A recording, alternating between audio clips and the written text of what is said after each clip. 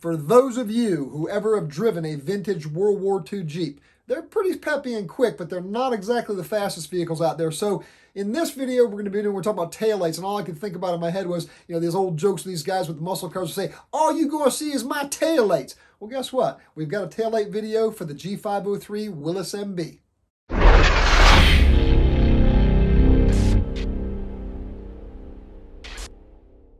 Welcome back. This is video number 21 of the electrical series we're doing on wiring a G503 Jeep, and that goes for the Willys MB as well as the Ford GPW as well. They're very, very similar in how they're all wired up, so this can be helpful to all of you who own either and or. Made a little joke about the taillights. Now, a lot of folks come into the garage that are not actually, vintage World War II Jeep enthusiasts, and they come in and they see those taillights in the back, and then they ask, turn signals and stops, and how does this work? It's kind of an interesting thing. We're not going to get into that in this video. We're just going to get into the wiring of those taillights, but the functions of those taillights are not what they would be on modern day cars. So let's get into that. Let's get them wired up. Hope you enjoy the video.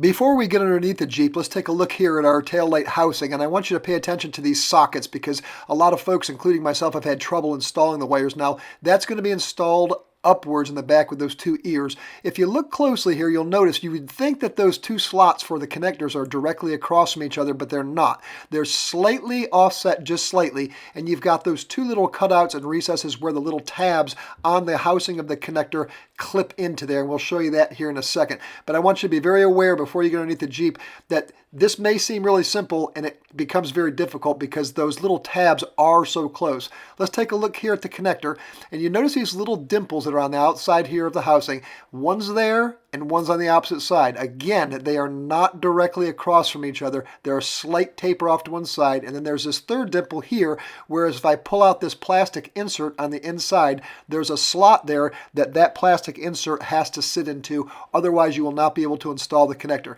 And I'll show you here as I'm just pushing that with the slides, not in the center there, and you cannot get that plastic in. That'll give you trouble installing it into the housing. So we've got that all set to go there with that slot. Now I'm going to show you how this goes on. It only goes on one way. You're going to insert that cap onto the back side of that connector there, push straight on, and then simply turn it. If you've got it lined up the correct way, it's really easy to go on. Now, I'm going to flip it over just to the opposite side just to show you that this only goes on one way, and this is where a lot of folks get frustrated when they install the back side of these clips to these light housings for the tail end. Let's get back under the Jeep here. In a previous video, I had ran the main wiring harness, and I've left this just taped to the tail there under the tub. If you notice, we've got a yellow wire, a blue wire, a red wire, and a white wire. And we've got these single pole connectors, and they're just plastic, and they've got little copper inserts on the inside, and you simply snap that on. It's a little difficult to do here holding the camera with one hand. Let's give that another shot. You just push the wire into the back side, and it makes the connection and holds the wire in place. Now on the red wire and the blue wire, I'm going to add another single post connector, and then on the yellow wire, I'm going to add the connector that has a single side and then comes out the opposite side as a double. I'm using the standard taillight kit from Ron Fitzpatrick Jeep Parts, and there's two different lengths and also 4 different colors. The longer of the two has the yellow and the white wire, and that is going to be connected to the passenger side taillight. We're going to have to drape it through and drag it through the frame here as it's going to be connected to the back side of the Jeep. For the time being, we're just going to follow over the top side of the back rail there, and I'll show you what I'm talking about in a second here. We're going to drape those two sockets over the back side of the frame, up over the cross member there, and then out the opposite side so we can connect them to our connector post here. We're just going to simply slip the bullet ends into the opposite side of the connectors there, and then the yellow is going to go to that double, and then the white is going to go to the white there. Once you get those set in, you just kind of make sure that they're pushed in and connected so they're nice and solid. And then we can move on to the two shorter wire assemblies that go over the top of the driver's side rail there and connect to the driver's side housing. The first one we'll be doing is simply the one that has got the yellow wire with the single connection, and then we're going to put that over the top of our frame rail and just kind of drape it there like that for the time being. We can connect it pretty easily. Now this next wire set I want to show you is kind of special because it's got two wires inside of it. It's got the blue wire and the red wire, and notice those two connecting points on that socket. That's the only one that's different and of that kind. It's got two bullet ends coming out, and that'll make sense here when we connect it to the bulb, and you'll see exactly why. We'll just drape that over, and then we're going to go ahead and we're going to connect our red wire, our blue wire, and our yellow wire to their according locations the same way we did the first two. Just snap them into the connectors there, and that should be a nice solid fit. Okay, so we've got everything all wired up. You see the two yellows here, the white and the blue, and then the red, and now we're ready to move forward and go ahead and connect those connectors back to the back side of those housings. Make sure that you've got both of the bulbs removed, because if you don't, you won't be able to put the wires on the back side. With the bulbs installed, the little tabs there will not allow you to push the connectors in the way that they're supposed to be. Let's take a look at the bulbs themselves here. I've got two of the blackout tail signals, and these are new old stock bulbs, and I have tested them and they do work. They've got a little corrosion on the outside, but I've cleaned up the tabs there where the connecting points are, so I shouldn't have any issues there. The other bulb that I have that's a little bit different and odd, this is my favorite one actually. This is the actual stoplight, and I just kind of like the way the lens is shaped on that. I think it's pretty neat looking, and I like that red ruby color. Notice it has two connecting tabs on the back side of that one. Again, we've cleaned them up. They've got a little corrosion on them. Like I say, they're new old stock. They're going to work fantastic. And then lastly, we've got the blackout stop signal bulb, and that also has a single tab on the back side there for its connecting point. Show you a little trick here that I like to use. I'm going to take the plastic insert there from the socket, and I'm going to install it into the back of the house like this. Now remember that groove we saw at the beginning of the video. It just makes it a little easier for me to fit those in there. They will go in without taking that out, but I just find for me it makes it a little bit easier. So I've lined up that little center tab with the slot on the plastic insert, and it simply clips on like that. And that is the white wire I just installed on the top post there of the housing, and then we'll install the two yellow wires both on the passengers and driver's side in the bottom socket locations of the housings.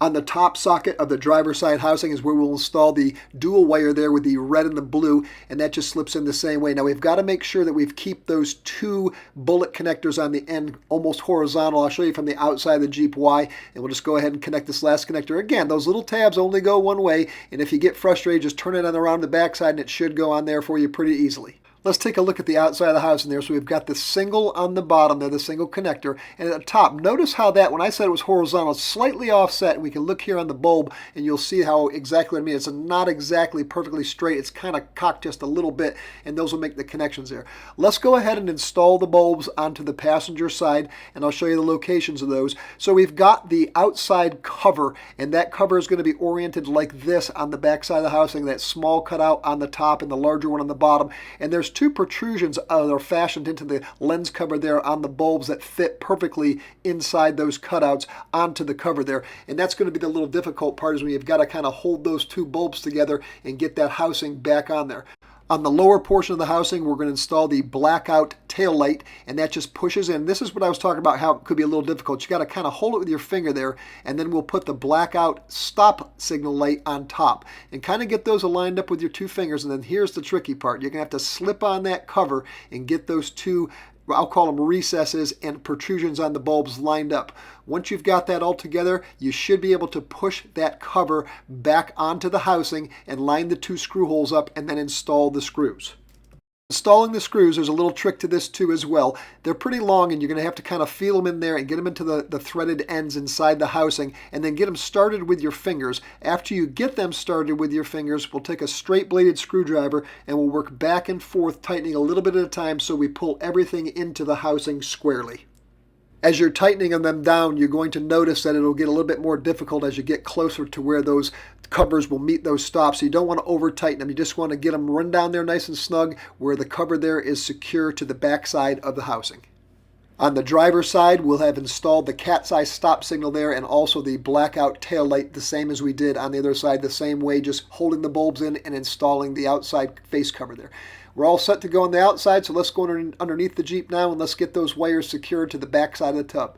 Throughout the wiring process, I've been using the Ron Fitzpatrick Jeep Parts Master Clip Set, and in this application, I'm going to be using two of the number 6 clips, and those are the ones that are going to be holding that wire right there to the back side of the tub, and I've installed them, as I'm showing you here, upside down there with a number 1032 by 1/2 inch long screw, lock washer, and nut, and they're going to be on both sides. That we've got the longer part of the harness going over the top side of the cross member there on the frame, and then we're going to go the other side, and you can see I've installed the same clip the upside down way, so it keeps that nice and secure. Now, the outside of those wires where we installed the two clips into the back sides of the housings are going to require 2 of the number 7, and we're going to put those in like a butterfly pattern, holding both of those wires together, but kind of separating them to the back side. I'm going to install them about 4 to 6 inches back on the wire loom there that you see. I'll push my finger back, and you don't have to really pull this tight. You want to leave yourself a little bit of slack there so you can, if you have to service these in the future, you can. Let's start here on the passenger side. We'll follow that line all the way back over the top of the rear cross member there. And then we've got here on the driver's side, you can see how it is installed the same way. Now in the future, I'll probably use some electrical tape to tape up all those connections just to keep the moisture out of them and keep them secure. Let's take a look at the screws from the outside so you can see the locations on the tub. You've got 2 there right by the pintle hook, and then 2 right to the right and the left of both sides of our housings. I'll pull the switch to the first position there in blackout mode, and we've got our blackout lights both working. In the near future, we're going to be doing a video that shows and details all the functions of that blackout switch and how these lights work. But for the time being, I'm just checking to make sure that everything's wired up and okay. Stay tuned for video number 22 on electrical. Thank you for watching. So there you have it. We got it all installed. That clip, that little clip, that twist of that clip, that's the toughest part of installing those 2 particular pieces of the harness. And again, I'm going to stress one last time, just to take it away from the video, you have to have the bulbs removed from those housings. Otherwise, it's going to be impossible for you to get that wire connection into the backside of that housing. Ask me how I know, and a lot of people have asked about it too. Okay, we're going to be doing a video in the future because we're getting to the point now we've got most of the components wired up on Jeep and kind of got this in the queue as well to the functions of these lights. One of them does act as a stop light or a tail light like you have on a modern car, but there are not turn signals by any sort of the imagination. So stay tuned. If you'd like to subscribe, click that subscribe button and click that bell down there as well so you will get notifications of when we release the new videos, because I'm going to get into this a lot more in depth after we get the whole Jeep wired up on the actual functions of that switch and all the different lights that are on Jeeps. All right, my friends, until next time, keep it safe. Thanks for watching, and happy Jeeping.